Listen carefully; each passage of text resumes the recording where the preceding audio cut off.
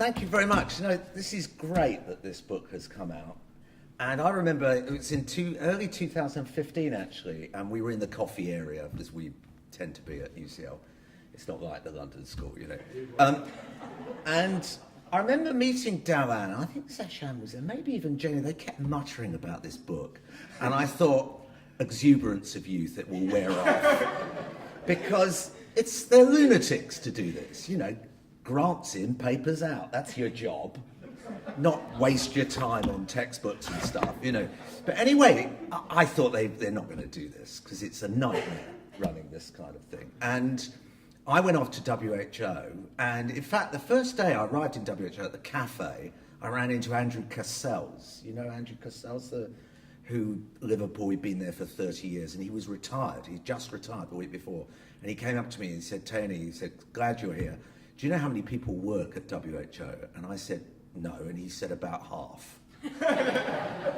Which I thought was quite a good gag, actually. And that's what a lot of people think. And then I went up and, you know, took over my department and realised that actually they were working their butts off all the time. And the resources were less than my department in UCL for the entire world. And it suddenly brought home to me that you have to keep arguing for women, mothers, children, who are 70% of the world's population. Because what happens is that all the money gets creamed off by the Peter Piotts and the David Mableys of this world for HIV, TB, malaria, the global fund with $7 billion. Sorry, but there he is, the guilty men. And women and children are always left behind. And I was just thinking about, because we've been doing some commissions on how to realign child health to the SDGs, about how important actually children are to everything. So if you look, NCDs, it starts with preconceptual care, pregnancy, breastfeeding, child obesity and prevention, and behaviour change in adolescence. And that's all to do with kids. Commercial exploitation, which is becoming a big issue, and hasn't been adequately dealt with, and I think that's going to be a big thing for the future. So when I started out 30 years ago, it was much more about diarrhea, pneumonia, all the lack of primary care and the like. Now it's shifted, and in fact it's much broader, and the whole issues around health systems and public health are absolutely vital. So issues around commercial exploitation, issues around, well, and for exploitation, you know, tobacco, alcohol, obviously, but lots of other things as well. Formula milk we know about, but gambling, sexual exploitation, and of course the whole social media issues which are coming up. So I think that's something. But redesigning all of our materials for a different epidemiology now is very, very important. That's touched on in this book. Quality of care is absolutely vital, again addressed in this book.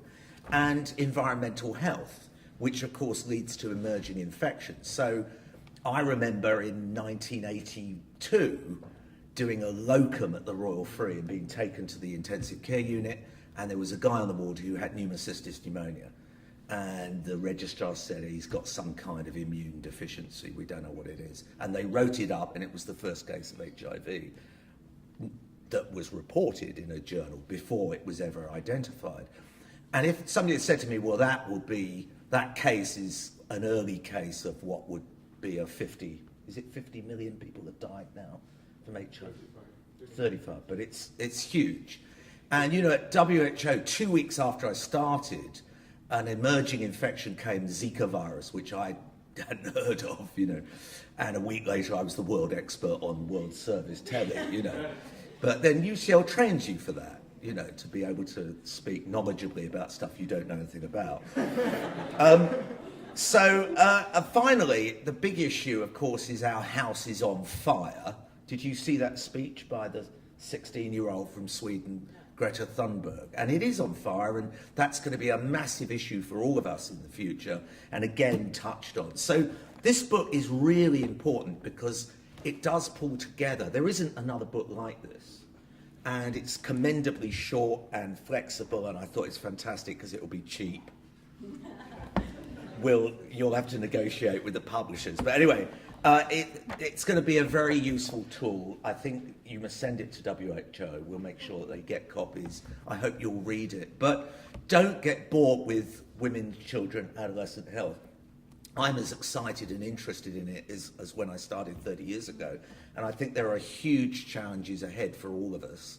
But a huge thanks to these three, and then of course Joy, who's done such an amazing job at setting up March and transforming actually in London the whole combination.